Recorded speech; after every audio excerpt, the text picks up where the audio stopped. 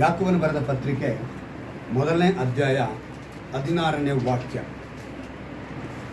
ನನ್ನ ಪ್ರಿಯ ಸಹೋದರರೇ, ಮೋಸ ಹೋಗಬೇಡಿರಿ. ಎಲ್ಲ ಒಳ್ಳೆ ದಾನಗಳು, ಕುಂದಿಲ್ಲದ ಎಲ್ಲ ವರಗಳು ಮೇಲಿನಿಂದ ಸಕಲ ವಿಧವಾದ ಬೆಳಕಿಗೂ ಮೂಲ ಕಾರಣನಾದವನಿಂದ ಇಳಿದು ಬರುತ್ತವೆ. ಆತನಲ್ಲಿ ಚಂಚಲತ್ವವೇನೂ ಇಲ್ಲ, ವ್ಯತ್ಯಾಸದ ಸೂಚನೆಯೂ ಇಲ್ಲ. ಒಂದು ಅದ್ಭುತವಾದ ಮಾತನ್ನು ವಿಶ್ವಾಸಿಗಳಿಗೆ ಹೇಳುವಂಥ ಮಾತಿದು. ಅವ್ರು ಹೇಳ್ತಾರೆ, ನನ್ನ ಪ್ರಿಯ ಸಹೋದರರೇ. ಈ ಯಾಕೋಬನು ಯಾರು ಅಂತ ಹೇಳಿದ್ರೆ ಯೇಸು ಕ್ರಿಸ್ತನ ಒಡ ಹುಟ್ಟಿದವರು. ಅಂದರೆ ಯೇಸು ಆತ್ಮಿಕತೆಯಿಂದ ಹುಟ್ಟಿದ ನಂತರ ಯೋಸೇಫು ಮರಿಯಳಿಗೆ ಲೋಕ ಪ್ರಕಾರವಾಗಿ ಹುಟ್ಟಿದಂಥವರು ಈ ಯಾಕೋಬನು ತಮ್ಮನಾಗಿ. ಅಂಥ ಒಂದು ವ್ಯಕ್ತಿ ಹೇಳ್ತಾರೆ, ಎಲ್ಲ ಒಳ್ಳೆ ದಾನಗಳು, ಕುಂದಿಲ್ಲದ ಎಲ್ಲ ವರಗಳು ಮೇಲಣದಿಂದ ಬರುತ್ತದೆ ಅಂತ ಹೇಳಿ, ಆತನಲ್ಲಿ ಚಂಚಲತ್ವವೇನೂ ಇಲ್ಲ, ವ್ಯತ್ಯಾಸದ ಸೂಚನೆಯೂ ಇಲ್ಲ. ಸೊ ವಿಶ್ವಾಸಿ ಮೊದಲನೇದಾಗಿ ತಿಳ್ಕೋಬೇಕಾಗಿರುವಂಥ ವಿಷಯ ಏನು ಅಂತ ಹೇಳಿದ್ರೆ, ನಮ್ಮ ದೇವರ ಬಳಿ ಚಂಚಲತ್ವ ಇಲ್ಲ. ನೀನು ವಿಶ್ವಾಸಿ ಅಂತ ಹೇಳಿದ್ಮೇಲೆ ಖಂಡಿತವಾಗಲೂ ಇವತ್ತು ಬೇಡಿಕೊಳ್ಳಿರಿ ದೊರೆಯುವುದು ಅಂತ ಮಾತನ್ನು ಕೆಲವರು ಇಟ್ಕೊಂಡಿರ್ತಾರೆ. ಬೇಡಿಕೊಳ್ಳಿರಿ ಅನ್ನೋದು ಹೊಸಬರಿಗೆ ಮಾತ್ರ. ಯಾರಿಗೆ ಹೊಸ ವಿಶ್ವಾಸಿಯಾಗಿ ಬರ್ತಾರಲ್ಲ ಅವರಿಗೆ ದೇವರು ಹೇಳ್ತಾರೆ, ಬೇಡಿಕೊಳ್ಳಿರಿ ನಿಮಗೆ ದೊರೆಯುವುದು ಅಂತೇಳಿ. ಆದರೆ ವಿಶ್ವಾಸಿಯಾಗಿರುವಂಥವರು ನೀನು ಯಾರಾಗಿರಬೇಕು ಅಂತ ಹೇಳಿದ್ರೆ, ದೇವರ ಚಿತ್ತಾನುಸಾರವಾಗಿ ಬೇಡಿಕೊಳ್ಳುವನಾಗಿರಬೇಕು. ದೇವರ ಚಿತ್ತಾನುಸಾರವಾಗಿ ಅಂದರೆ ನೀನು ದಾರಿ ತಪ್ಪಬಾರ್ದು. ನೀನು ದಾರಿ ತಪ್ಪಿದ್ರೆ ಖಂಡಿತವಾಗಲು ನೀನು ಅವ್ರ ವಿಶೇಷವಾದ ಕೃಪೆಯನ್ನು ಹೊಂದಿಕೊಳ್ಳುವುದಕ್ಕೆ ಸಾಧ್ಯವಿಲ್ಲ. ಅನ್ಯರಿಗೆ ದೇವರು ಹೇಳುವಂಥ ಮಾತು ಬೇಡಿಕೊಳ್ಳಿರಿ ದೊರೆಯುವುದು. ಆದರೆ ವಿಶ್ವಾಸಿಗೆ ಹೇಳುವಂಥ ಮಾತು ಎಲ್ಲವೂ ಮೇಲಿನಿಂದ ಬರುತ್ತದೆ. ನೀನೇನು ಮಾಡಬೇಕು? ಅವರ ಹತ್ರನೇ ಕೇಳಬೇಕು. ಆವಾಗ ಮೇಲಿನಿಂದ ಬರುವಂಥದ್ದನ್ನು ಅನ್ಯರಿಗೆ ಕೇಳಿದ್ರೆ ಸಿಗಲ್ವಾ? ಅನ್ಯರಿಗೆ ಸಿಗುವಂಥದ್ದು ಅನ್ಯರಿಗೆ ಸಿಗುತ್ತೆ, ವಿಶ್ವಾಸಿ ಸಿಗುವಂಥದ್ದು ವಿಶ್ವಾಸಿ. ಈಗ ವಿಶ್ವಾಸಿಗೆ ಸಿಗುವಂಥದ್ದು ಎಂಥದ್ದಾಗಿರಬೇಕು ಅಂತೇಳಿ ನೋಡುವಾಗ, ಭಕ್ತಿಹೀನರಾಗಿ ನಾವು ಇರಬಾರ್ದು, ಭಕ್ತರಾಗಿರಬೇಕು. ಅಂಥವನೇ ದೇವ ಜನರಾಗ್ತಾನೆ. ಅಂಥವನನ್ನೇ ದೇವರು ಹೇಳುವಂಥ ಮಾತು, ನೀನು ಯಾವ ರೀತಿಯಾಗಿ ರೋಮಪುರದವರಿಗೆ ಬರೆದ ಪತ್ರಿಕೆ 8ನೇ ಅಧ್ಯಾಯದಲ್ಲಿ ಒಂದು ಮಾತನ್ನು ಬರೆಸಿದ್ದಾರೆ ದೇವರು. ರೋಮಪುರದವರಿಗೆ 8ನೇ ಅಧ್ಯಾಯ ಅದರಲ್ಲಿ 5ನೇ ವಾಕ್ಯವನ್ನು ನಾವು ಗಮನಿಸುವಾಗ, ಶರೀರ ಭಾವವನ್ನು ಅನುಸರಿಸುವವರು ಅದಕ್ಕೆ ಸಂಬಂಧಪಟ್ಟವುಗಳ ಮನಸ್ಸಿಡುತ್ತಾರೆ, ಪವಿತ್ರಾತ್ಮನ ಅನುಸರಿಸುವರು ಪವಿತ್ರಾತ್ಮನಿಗೆ ಸಂಬಂಧಪಟ್ಟವುಗಳ ಮೇಲೆ ಮನಸ್ಸಿಡುತ್ತಾರೆ. ಈಗ ನೀನು ಯಾವಾಗ ದೇವರ ಮಗನು ದೇವರ ಮಗಳು ಅಂತ ಒಂದು ಫಿಕ್ಸ್ ಆಗ್ತೀಯೋ, ನಿನಗೆ ಆತ್ಮೀಕವಾದ ಚಿಂತನೆ ಬರಬೇಕು.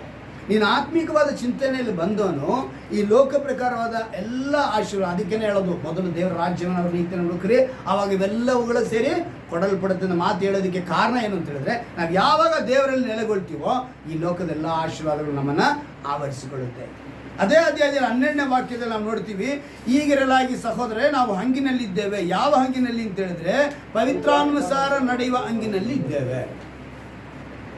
ನಾವು ಪವಿತ್ರಾತ್ಮನಿಗೆ ಇಷ್ಟವಾಗಿ ನಡಿಬೇಕು. ಅದನ್ನು ಬಿಟ್ಟು ಬೇರೆ ದಾರಿಯಲ್ಲಿ ನಡೆಯೋ ಹಾಗೆ ಇಲ್ಲ. ವಿಶ್ವಾಸಿ ಅಂತ ಹೇಳಿದ್ಮೇಲೆ ವಿಶ್ವಾಸಿ ದೇವರ ಚಿತ್ತಾನುಸಾರನೇ ಬೇಡಿಕೊಳ್ಬೇಕು. 2ನೇದಾಗಿ ಅವನು ಭಕ್ತಿಹೀನನಾಗಬಾರ್ದು. 3ನೇದಾಗಿ ಶರೀರದ ಆಸೆಗಳ ಪ್ರಕಾರ ನಡೆಯದೆ ಪವಿತ್ರಾನುಸಾರವಾಗಿಯೇ ನಡಿಬೇಕು. ದೇವರ ಮಕ್ಕಳೆಂದು ಕರೆಯಲ್ಪಟ್ಟಿರುವಂಥ ನಾವು ಆತನ ಹಂಗಿನಲ್ಲಿದ್ದೀವಿ. ಆವಾಗ ನಾವು ಯಾವ ಸ್ಟೇಜಲ್ಲಿದ್ದೀವಿ? ಅನ್ಯನಾಗಿದ್ದರೆ ನಾವು ಬೇಡಿಕೊಳ್ಬೋದು. ಆದರೆ ಈಗ ನಾವು ವಿಶ್ವಾಸಿಗಳಾಗಿದ್ದೀವಿ, ಫಸ್ಟ್ ಸ್ಟೇಜಿಗೆ ಬಂದುಬಿಟ್ವಿ. ವಿಶ್ವಾಸಿ ಫಸ್ಟ್ ಸ್ಟೇಜಿಗೆ ಬಂದ ಮೇಲೆ ಏನು ತಿಳ್ಕೋಬೇಕು? ನಾನು ದೇವರ ಚಿತ್ತಾನುಸಾರ ಕೇಳಬೇಕು. ದೇವರ ಚಿತ್ತಾನುಸಾರ ಕೇಳಿದಾಗ ನೀ 2ನೇ ಸ್ಟೇಜು. ಅಲ್ಲಿಗೆ ಮಕ್ಕಳು ಹೇಗೆ ಶಾಲೆ ಕಾಲೇಜು ಡಿಗ್ರಿಯಿಂದ ಹೋಗ್ತಾರೋ ಹಾಗೆ ನಾವು ಬದಲಾಗಬೇಕು. ಆ ರೀತಿ ಬದಲಾದಾಗ ಆ ದೇವರ ಆಶೀರ್ವಾದ ಬರುತ್ತೆ. ಅದಕ್ಕೇನೆ ಉಪವಾಸ ಕೂಟದಲ್ಲಿ ಬಂದಾಗ ಇಂಥ ವಿಷಯಗಳನ್ನ ದೇವರು ನಿಮಗೆ ಕಲಿಸೋರಾಗಿರುತ್ತೆ. ದೇವರು ತನ್ನ ಬಳಿಗೆ ಬರೋನ ಒಂದು ದಿವಸ ತಳ್ಳಿ ಬಿಡುವ ದೇವರಲ್ಲ. ಇದು ಯೋಹಾನ 6:37 ನಾವು ನೋಡ್ತೀವಿ. ಅಂದರೆ ಯಾವತ್ತು ನೀನು ತಳ್ಳಿ ಬಿಡೋನಲ್ಲ ಅಂತ ಹೇಳಿದ್ರೆ ನೀನು ಅವಾಗ ಹತ್ರ ಬರ್ತಾನೇ ಇರಬೇಕು. ನಾನು ತಳ್ಳಿ ಬಿಡಲ್ಲ ಅಂತೇಳಿ ಮತ್ತೆ ನೀನು ದೂರ ಹೋಗೋ ಹಾಗಿಲ್ಲ. ದೇವರು ಸಮೀಪಕ್ಕೆ ಇದ್ದಾರೆ, ಅವ್ರ ಹತ್ತಿರದಲ್ಲೇ ಇದ್ದಾರೆ. ಇನ್ನೊಂದು ಮತ್ತಾಯನ ಬರೆದ ಸುವಾರ್ತೆ 9ನೇ ಅಧ್ಯಾಯದಲ್ಲಿ 13ನೇ ವಾಕ್ಯವನ್ನು ನಾವು ಹೇಳುವಂಥ ಒಂದು ಮಾತು ನೆನಪಿಗೆ ತರ್ತೀನಿ. ಮತ್ತಾಯನ ಬರೆದ ಸುವಾರ್ತೆ 9ನೇ ಅಧ್ಯಾಯ 13ನೇ ವಾಕ್ಯವನ್ನು ದೇವರು ಹೇಳ್ತಾರೆ. ಒಂದು ವಿಶೇಷವಾದ ಮಾತನ್ನು ಹೇಳ್ತಾರೆ, ನೀವು ಹೋಗಿ ನನಗೆ ಯಜ್ಞವೂ ಬೇಡ ಕರುಣೆಯೇ ಬೇಕು ಎಂಬ ಮಾತಿನ ಅರ್ಥವನ್ನು ಕಲಿತುಕೊಳ್ಳಿರಿ. ನಾನು ನೀತಿವಂತರನ್ನು ಕರೆಯುವುದಕ್ಕೆ ಬಂದವನಲ್ಲ, ಪಾಪಿಗಳನ್ನು ಕರೆಯುವುದಕ್ಕೆ ಬಂದವನು ಅಂದನು. ದೇವರು ಬಂದಿರೋ ಉದ್ದೇಶನೇ ಯಾರನ್ನ ಕರಿಬೇಕು ಅಂತ, ಪಾಪಿಗಳು. ಅಲ್ಲಿಗೆ ನಾವೆಲ್ಲ ಪಾಪಿಗಳಾಗಿದ್ದೀವಿ. ದೇವರ ಮಹಿಮೆಯನ್ನು ಹೊಂದೋದಕ್ಕೆ ಹೋಗೋದಕ್ಕೆ ಕಾರಣ ಏನಂತ ಹೇಳಿದ್ರೆ ನಾವು ಪಾಪಿಗಳೇ. ಈಗ ನಮ್ಮನ್ನು ಕರೆಯಕ್ಕೆ ಬಂದಿರುವಂಥ ದೇವರ ಬಳಿ ನಿನಗಿರಬೇಕಾಗಿದ್ದು, ನಾನು ನಿನ್ನ ಮಗನಾಗಿ ಒಪ್ಪಿಸ್ಕೊಡ್ತೀನಿ, ಸರೆಂಡರ್ ಆಗ್ತೀನಿ. ಆಗ ಇಸ್ರಾಯೇಲರಿಗೆ 10 ಆಜ್ಞೆಗಳನ್ನು ಕೊಟ್ಟು ಅವ್ರ ದೇವರು ನಡೆಸ್ಕೊಂಡು ಬಂದರೂ ಕೂಡ ಆ ಆಜ್ಞೆಗಳನ್ನ ಅವರು ಸರಿಯಾಗಿ ಪರಿಪಾಲನೆ ಮಾಡಲಿಲ್ಲ. ಅವರು ಅದನ್ನು ಸರಿಯಾಗಿ ಅನುಸರಿಸಿ ನಡಲಿಲ್ಲ. ದೇವರು ಇವತ್ತು ನಿನಗೆ ಎಚ್ಚರಿಕೆ ಪಡಿಸ್ತಾರೆ. ಈ ಸತ್ಯವೇದ ವಾಕ್ಯದಲ್ಲಿರುವಂಥ ಪ್ರಕಾರ ನಡ್ಕೊಂಡು ಬಂದಾಗ ಖಂಡಿತ ದೇವರು ಏನು ಮಾಡ್ತಾರೆ, ಒಂದು ಉನ್ನತ ಸ್ಥಾನವನ್ನು ನಮ್ಗೆ ದಯಪಾಲಿಸ್ತಾರೆ. ಅಂದರೆ ಉಪವಾಸಕೋಟೆಗೆ ಬಂದಿರುವಂಥ ದೇವರು ಹೇಳುವಂಥ ಮಾತು ಏನು ಅಂತ ಹೇಳಿದ್ರೆ, ನಾವು ಯಾರಾಗಿರಬೇಕು ಅಂತ ಹೇಳಿದ್ರೆ ವಿಶ್ವಾಸಿಯಾಗಿರಬೇಕು, ಭಕ್ತಿ ಉಳ್ಳವರಾಗಿರಬೇಕು, ದಾರಿ ತಪ್ಪಬಾರ್ದು, ಶರೀರದಾಸನ ಇಟ್ಕೊಳ್ಬಾರ್ದು, ನಾವು ದೇವರ ಮಕ್ಕಳಾಗಿ ಬದುಕಬೇಕು. ಆಗ ಈ ಉಪವಾಸಕೋಟೆಗೆ ಬರುವಂಥ ನಮಗೆ ಅದ್ರ ಕುಂತಾದ ಆಶೀರ್ವಾದಗಳು ದೊರೆಯುತ್ತವೆ. ಉಪವಾಸಕೋಟೆಗೆ ಬರುವಂಥವ್ರು ಕೆಲವರು ಏನು ಮಾಡ್ತಾರೆ, ಸ್ವಸ್ಥತೆಗಾಗಿ, ಬಿಡುಗಡೆಗಾಗಿ, ಏನೋ ಇಲ್ಲಿ ಹೋದರೆ ನಂಗೆ ನಡೆದೋಗುತ್ತೆ, ಆ ರೀತಿಯಾಗಿ ನಾವು ಬರದೆ ವಿಶ್ವಾಸಿಗಳು ಈ ರೀತಿಯಾಗಿಯೇ ಬರಬೇಕು ಅಂತೇಳಿ ದೇವರು ಇವತ್ತು ನಿಮ್ಗೆ ತಿಳಿಸ್ತಾರೆ. ಅನ್ಯರಿಗೆ ಬೇಕಾಗಿರೋದನ್ನ ಅನ್ಯರಿಗೆ ಕೊಡ್ತಾರೆ, ವಿಶ್ವಾಸಿಗೆ ಬೇಕಾಗಿರೋದನ್ನ ವಿಶ್ವಾಸಿಗೆ ಕೊಡ್ತಾರೆ. ದೇವರು ಈ ತಾನೇ ಈ ವಾಕ್ಯದ ಪ್ರಕಾರ ನಮ್ಮ ಮನಸ್ಸಿಗೆ ಅಂತೇಳಿ ನಾವೆಲ್ಲ ಮಣ್ಕಾಲಕ್ಕೆ ಪ್ರಾರ್ಥನೆ ಮಾಡೋಣ. ಸ್ತೋತ್ರ ಕರ್ತನೆ, ಸ್ತೋತ್ರಪ್ಪ. ನಾವು ಕೇಳಿದ ವಾಕ್ಯದ ಪ್ರಕಾರ ಕರ್ತನೆ, ದೇವರು ತನ್ನ ಬಳಿಗೆ ಬಂದವನ್ನ ತಳ್ಳಿ ಬಿಡುವುದಿಲ್ಲ ಅಂತ ನಾವು ನೋಡ್ತೀವಪ್ಪ. ನೀನು ಲೋಕಕ್ಕೆ ಬಂದಿದ್ದೆ, ನೀತಿವಂತನ ಹುಡುಕಿ ಬರಲಿಲ್ಲ ಕರ್ತನೆ, ಪಾಪಿಗಳನ್ನ ಹುಡುಕಿ ಬಂದದಪ್ಪ. ಸೊ ನಾವೆಲ್ಲ ಒಂದಾನೊಂದು ಸಮಯದಲ್ಲಿ ಪಾಪಿಗಳಾಗಿದ್ವಿ, ಇವತ್ತು ವಿಶ್ವಾಸಿಗಳಾಗಿದ್ದೀವಿ.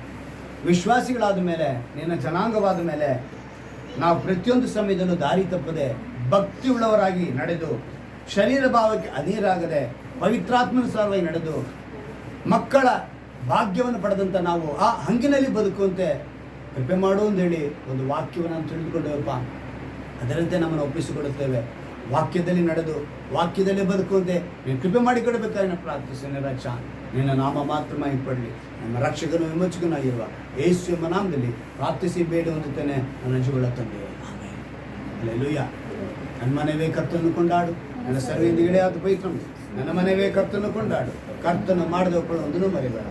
Hallelujah, hallelujah, hallelujah. ನಮ್ಮ ಕರ್ತನಾದ ಯೇಸು ಕ್ರಿಸ್ತನ ಕೃಪೆಯು, ದೇವರ ಪ್ರೀತಿಯು, ಪವಿತ್ರಾತ್ಮ ನೆನಪಿಯು, ಕೇಳಿದ ವಾಕ್ಯದ ನಡೆಸುವಿಕೆ ಆಶೀರ್ವಾದ ಸದಾಕಾಲ ನಿಮ್ಮೊಂದಿಗೂ ನಮ್ಮೊಂದಿಗೂ ಎಂದೆಂದಿಗೆಂದು ನಮ್ಮ ಕರ್ತನಾದ ಯೇಸು ಕ್ರಿಸ್ತನೇ ಅತಿಶೀರ್ವಾದ ತಂದೆಯೇ.